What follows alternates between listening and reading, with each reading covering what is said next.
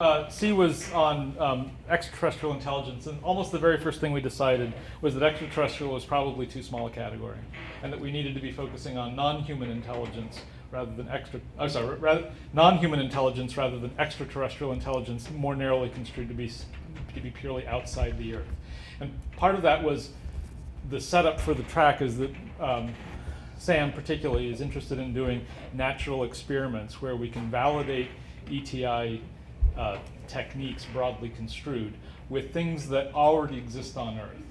And so thinking about intelligence in some sense really broadly, not merely about biological organisms with DNA that use water in a habitable zone on another star, but rather anything that's capable of sending a signal, which is a much larger category. And so as soon as we got into this discussion, and then the two things come out fairly quickly from that early thing. The first is that the detection of signals itself is actually a relatively small problem, in the sense that you need to characterize the background medium, you need to look for non-random events, and then you have detection. Right? Now, of course, I'm talking about a huge elimination of talking about budgets and politics. But the point is that the detection problem itself is actually relatively well understood. It's anything that differs in an information theoretic sense from the background, more or less. Paul and I could get into the details. Paul Shuch. But that turned out to be one of the less interesting problems we ended up talking about. As a mathematician, that's where I wanted to start talking about it. But that's not what happened. What did happen is that the discussion of non-human intelligence really kind of took the imagination. So the non-human intelligences we have on Earth are primarily, as we know now, mammalian. And we can take that seriously, that we can take as proxies for extraterrestrial intelligence, mammalian intelligences that have something related to symbolic communication, even if it doesn't rise to the level of human symbolic communication. And we can talk about prototyping the detection mechanisms for ETI against the natural experiment that's already on the Earth, which is mammalian intelligence. Now, as soon as we talk about mammalian intelligence, the first thing to ask is the closest mammalian intelligences to us are us 5,000 years ago, which are not quite identical, and they're certainly not identical culturally. And so in many ways, we have two phases of the problem. We have a detection and an interpretation phase. Essentially, I came into this thing thinking that what we had is an analogous to an intelligence agency, where you have signals collection, signals intelligence, decryption, decoding, interpretation, analysis, and reporting, right? I mean, like the cone of decision making, the intelligence. And it turns out that I had to change my mind on that, because as soon as you get into the real issues of non-human intelligences and the way that the other incarnations and embodiments of intelligence can be, you end up realizing that the problem with interpretation is harder than archaeology from a few thousand years ago. And we have texts that we know were written, they have the principle of the alphabet or symbolic communication, that they are recording language, and that we have no idea what they mean. And that's as close as possible from a relatively short time and almost no genetic distance and the same underlying biology. And so thinking that we can interpret the meaning of a signal that's coming from another planet with a potentially completely different biological substrate with no way of interacting with the organisms that would have created that is foolishness. So there's a whole class of premature questions we came up with, which is to say things that we can talk about eventually, but aren't going to do us any good until we have a first detection and that we know more about what we're doing. So we can talk about how to talk about those things. So there's a theoretical framework for how to know what to talk about that is right. But getting into the specifics of things is just a premature question. So in terms of, let's see, where were we? Make sure I'm not missing anything particular. So in terms of the first thing that needs to be done to get more information after an extraterrestrial detection of signal is that we need to mount a mission, physical mission, to go out and put sensors on target, right? And actually observe the embodiment or somatic nature of the intelligence that we've detected. Because without the possibility of interacting and seeing it and getting more knowledge, we will have less than zero hope of coming up with anything approaching meaning. much less engage with dialogue. If the goal is dialogue, you have to be able to do some kind of interactive thing, and it has to be over something that's not interstellar distances, right? So in some sense, the thing that became really strong is that contact information leads to contact physical. And that seems to be a very generic lesson in the way of thinking about how to do this well and make good use of what you're able to do. So some of the other things that came up, and I'm going to kind of summarize the fact that we talked about them without going into too much detail. We spent a lot of time talking about motivations on why we would want to do this at all. So if you want to come up, that's the first two columns of cards here. Okay, and the motivations for, I'll summarize them very briefly, but the main motivations we came up with, the ones that can appeal to people that are outside this room, the ones that can appeal to the general public because they have emotional resonance. I've summarized them into three. We had some trouble getting it. But the first most important one, and this is not to be underestimated, is curiosity. The drive to curiosity is really fundamental to human nature, and I will argue to sort of like embodied organism nature that exists in an ecology with predators. That you have to understand your situation in order to survive. And so curiosity is really deeply hardwired. So curiosity about our neighborhood in space is a kind of natural outgrowth of human nature once we have the technological capacity to see that there's a neighborhood that's outside the planet. And I think that's an easy sell, just, because in some sense this new movie Interstellar is about who are our neighbors, right?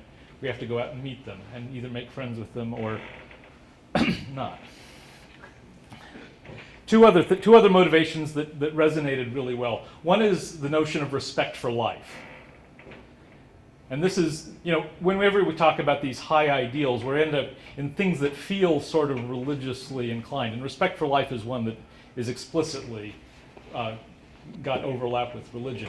But respect for life is respect for life no matter how embodied. Non-DNA life, non-water-based life. We will find that like the respect for life, the sense we have once we encounter these things is that we should have respect for these things in the same way we have respect for the life on our own planet. And certainly on our own children, to put it closest to home. The third one in terms of motivations is civic duty. This is kind of a mutual obligation to do the right thing by all these things. And this can be taken in a very bad direction, but there's also a sense of being, the more kind way of talking about civic duty is talking about being neighborly. Simply that you're trying to sort of like get along with whoever's close to you. So these are the kind of motivations for this kind of search that we think are resonant and need to be articulated outside our community in order to gain public support and budgets to be able to do more of this on an ongoing basis. And we think that's a mighty important thing to talk explicitly about, is how to appeal to a wider audience. Now that's a general thing I have for Interstellar, but it's particularly important with extraterrestrial intelligence because it's got a high giggle factor now. And we've got to get rid of that, and we can do so by appealing to the sort of best parts of our human nature. Okay, these two columns over here, you can come up and look at those, are essentially the upsides and downsides of the search. So one of the things that's important, and this was the talk I gave last year at TVIW, is that whenever you go about doing something, you can do science by yourself and analyze things and come to an understanding. But if you're asking other people to act, particularly with spending lots of money or in a group dynamic, you have a political question. And so to engage the politics of how you persuade people to do what you're doing, you have to be honest about what benefits from this and what are the possible downsides. Right? So we enumerated those. Like my favorite one, personally, I'm going to focus on this as Drew's, the Encyclopedia Galactica. All human knowledge suddenly revealed. All inhuman knowledge, I should say, suddenly revealed. This is both good and bad. Could be completely destabilizing and create complete wealth, or both simultaneously. But there is a discussion to be had about what we would do in the case of this. So other people need to be engaged in terms of these things. Good, thank you. Okay, the last thing I want to talk about in terms of reporting out is what our next step are. We identified three we want to talk about because they seem to characterize the kinds of things we did. The first one The Idiot's Guide to Cross-Intelligence Communication. A primer on why this is almost impossible, and why you should try anyway. Okay? I mean, because in some sense, the science fiction tropes, the literary tropes, have kind of overtaken the reality. And one of this card here, alien is alien, is something to really take deeply. So I will recommend to you, which I recommended to the group along this line, the recent movie with Scarlett Johansson. Lisa? Sorry, no, not that, no, not that one. It's called Under the Skin, and it's one of the best portrayals of alienness I know, because it's got a human organism being like essentially run by a non-human, and the distance there is really, her performance is really astonishing, because the distance there is really good in terms of like that thing is really not human, even though it looks human and seems to act human, it's really not. And it's a good opening into the kind of distance that's available. So the Idiot's Guide to Cross-Intelligence Communication is to talk about that distance and talk about why you want to try to bridge it and what you might need to do it, even if it seems fruitless. I only have 2 minutes. The second idea is to do a crowdsourced CubeSat detection platform for radio bands that can't go through the atmosphere easily. So ask Paul Shuch about the details of that, because he'll tell you all about the bands and things.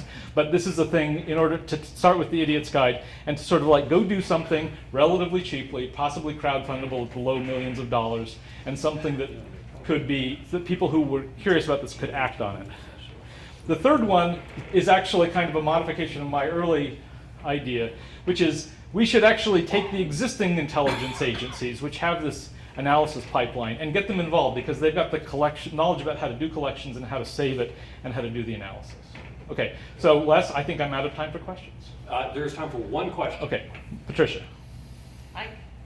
She was the quickest with her hand. Okay, in the motivations to do it all, you mentioned 3 different things: the curiosity, the respect for life, and being neighborly. And I was wondering, in that, where would something such as needs of humanity, or for resources, or food, or that kind of thing? So they appeal to wealth. They appeal to wealth, right? I mean, which is what you're saying. It's like they appeal to abundance. Need. Yeah, well. For human survival, I guess. So you can make that appeal, and it's not invalid. I just mentioned. I was just wondering, where would you put that in those 3, Well, or is that a separate category? I don't think it's a separate category, because no appeal is ever separate, right? People always do things for multiple overlapping reasons. The reason I picked those 3 is that those were the 3 that seemed to resonate most strongly with our group about things that could spread widely about this particular topic.